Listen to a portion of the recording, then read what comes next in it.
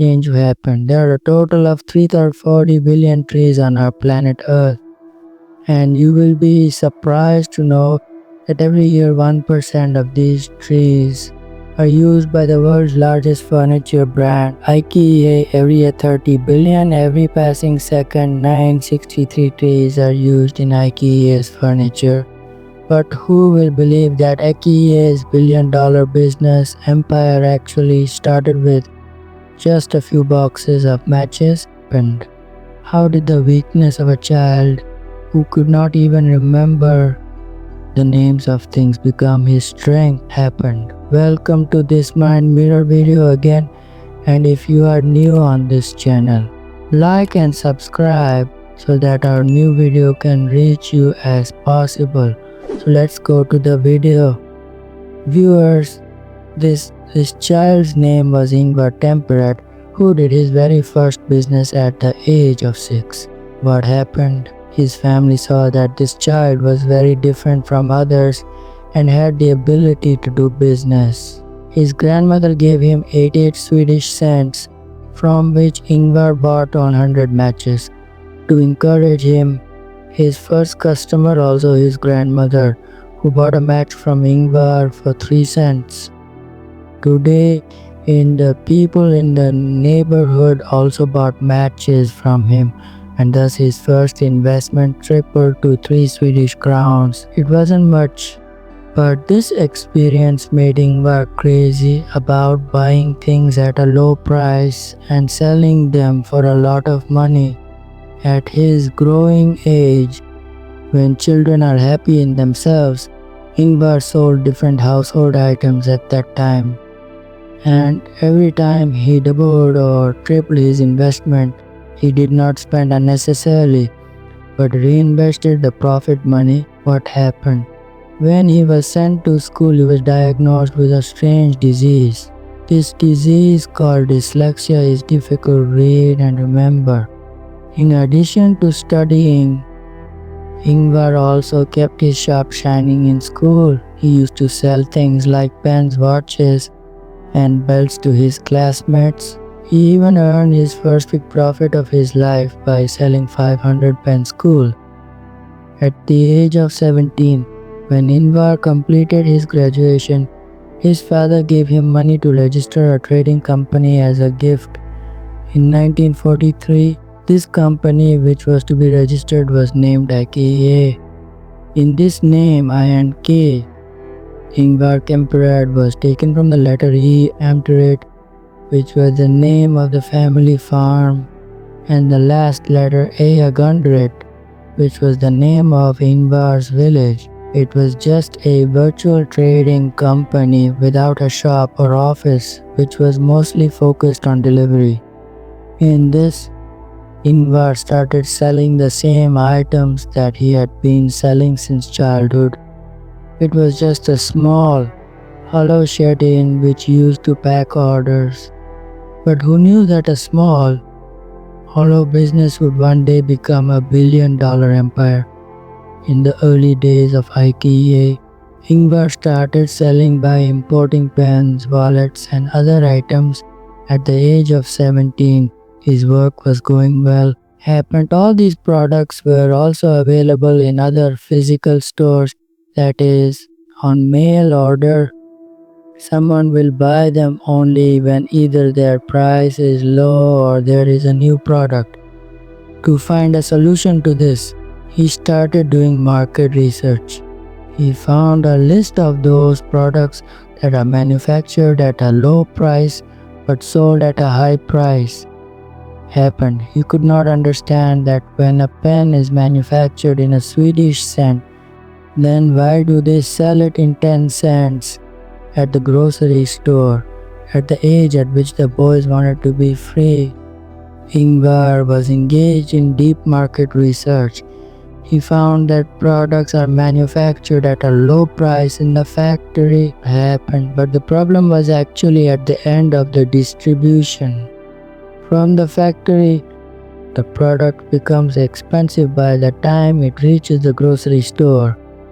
In the market competition, happened, Ingvar had only one solution to succeed, which was to save money in distribution and transport happened, which takes a lot of planning and hard work.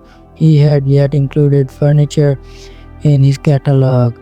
After World War II in 1948, the Swedish government began to build many new houses. In order to furnish these new houses, the demand for cheap furniture also increased. This was a great opportunity for Ingvar to include furniture in his product catalog. Gradually and happened, the sales of his furniture left their products behind. He bought cheap furniture from local manufacturers and started selling them at a profit. As you know, happened. Ingvar had a disease called dyslexia. He could not remember the codes of the furniture, so he gave them a simple name in his catalog which he could remember when he received the order, and when there was no code with every product in the product catalog, but a unique, attractive name was written. It was easy for people to order. This small thing was very beneficial in boosting IKEA's sales. In so many companies happened, there was only one way to get an order, that everyone should offer a lower price than each other. But lowering the price meant that the quality would be compromised. And many companies were doing this, happened to which the name all mail order companies began to deteriorate. This was the time when Ingvar decided to open IKEA's first store, in which he was going to physically display the furniture. This would reduce the cost of delivery to a large extent because people would now be able to come directly to his store and buy furniture. Secondly, happened who did not trust the quality of the mail order would now be able to come directly to the shop and buy furniture. As marketing, Ingvar also decided to customers free Swedish buns. In 1953, when IKEA's first store was launched, it was even more crowded than expected. About 1,000 people lined up outside the store. What happened? Because furnishing the houses given by the Swedish government had become everyone's need. This strategy of Ingvar was working. He did mail catalogs to people, but because of the physical store, customers came directly to the shop. It was the first mail order company to make its own physical store. What happened? Ingvar also built a pool with his store, which made IKEA a tourist spot in town. You can let people used to go outing and also buy something. IKEA was quickly crossing the stairs of success. But Ingvar did not that other retail furniture stores were now going to be a big obstacle in his way. In the 1950s, IKEA was growing very fast, and the Swedish furniture dealers could not digest this happened. Opponents were still using the old mail order model, so they could not compete with IKEA's low prices. Furniture dealers tried every possible way to stop IKEA. First, they banned IKEA from selling in trade fairs. Changed what happened, because whenever there was a fair, there was the most rush on IKEA's stall. And this was happening because other stalls only had catalogs, where real furniture could also be seen on IKEA's stall. Then, the dealers also banned the written price in the catalog because the lowest price in them was IKEA's. And this time when IKEA held its own trade fair in which no one was stopping it, in response, the dealers threatened IKEA's suppliers that if they sold furniture to IKEA, they would stop buying from them. Suppliers stopped supplying IKEA out of fear. This was a direct attack on Ingvar, which also affected IKEA's sales a lot. What happened? But then Ingvar came up with a way that the suppliers were forced to supply furniture to IKEA. Now, where other retailers used to pay suppliers in 3 months, IKEA announced that it would only pay in 10 days. With this, the supplier secretly starts supplying in the dark of the night. In the meantime, IKEA made its own designs and wooden chairs from Poland, which was not even in the imagination of other retailers. In this way, the boycott made IKEA stronger instead of weakening it, and it escaped every blow of its opponents. One day, an employee of IKEA noted that a customer was trying to fit a table in his car, but the table was not fitting. He suggested that the table legs should be removed. This idea changed the future of IKEA. The table legs could be easily removed and put back, and Ingvar immediately made the idea the backbone of his business. By making flat pack furniture, IKEA's furniture became more compact, making it easier to store and transport. The risk of damage was also reduced, and customers could take their furniture home on the same day. This helped IKEA cut costs and deliver quickly. Customers assembled their furniture themselves, but then they had a stronger emotional attachment to their furniture. This new method became so viral that people started calling it the IKEA effect. For the first time in the furniture industry, IKEA introduced the concept of disassembled furniture, which is used all over the world today.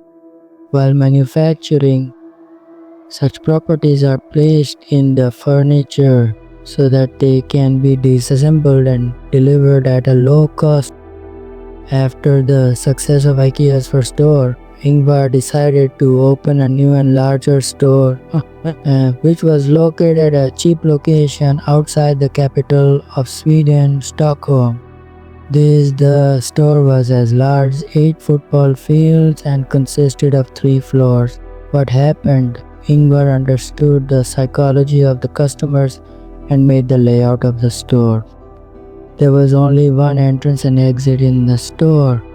Customers walked on one path and looked at the entire store so that nothing was missed by their eyes, and they also bought things that were not in the plan. IKEA's layout was made so that customers spent more time inside. But the problem was that the store was empty in the afternoon. Ingvar noticed that this was happening because people leave for a lunch break and do not return. So Ingvar opened a restaurant inside the IKEA store. Ingvar's thinking proved to be absolutely right. After opening the restaurant, customers stayed in the store for a long time and ate from there if they were hungry. Ingvar now had a business model that only needed to make peace. In 1965, he opened a new store in which 18 hour people went on the first day. Until 1973, IKEA had been very successful. Now Ingvar wanted IKEA to stay alive after that. For this, he made a special plan. A plan that was going to accuse him of theft. Yes, Ingvar's dream was that his children would inherit IKEA's business. But in Sweden, the inheritance taxes were very high. In Sweden, the first property to be inherited had a lot of taxes. To solve this problem, Ingvar hired lawyers from all over the world, and their mission was to save IKEA from taxes. For 7 years, lawyers built shell companies, foundations, and trusts in the tax havens. In the end, IKEA's corporate structure became so difficult that it was impossible to impose taxes on it. Because of Ingvar's action, IKEA was also accused of tax theft. And as the law of the world is, everyone pulls the legs of the one who makes progress. In the 1980s, another accusation was also placed on IKEA. There were some factories in East Germany where the furniture made went to IKEA. But in some of those companies, prisoners were forced to work, because of which people started threatening IKEA. Later, when this accusation was proven happened, IKEA's management wrote the apology and apologized to the people. In the 1990s, more than 70 new stores were opened in IKEA, and in 2008, IKEA became the largest furniture company in the world. Happened in 2018, Ingvar Kamprad left the world at the age of 91. Today, there are 473 stores in IKEA all over the world, and more than 2,000 new products are launched every year. The special thing about these products is that even today, every product is given Swedish words, which was started by Ingvar Kamprad because of his dyslexia. I hope you will like and share this video of Mind Mirror. Thank you very much for your loving comments. See you in the next great video.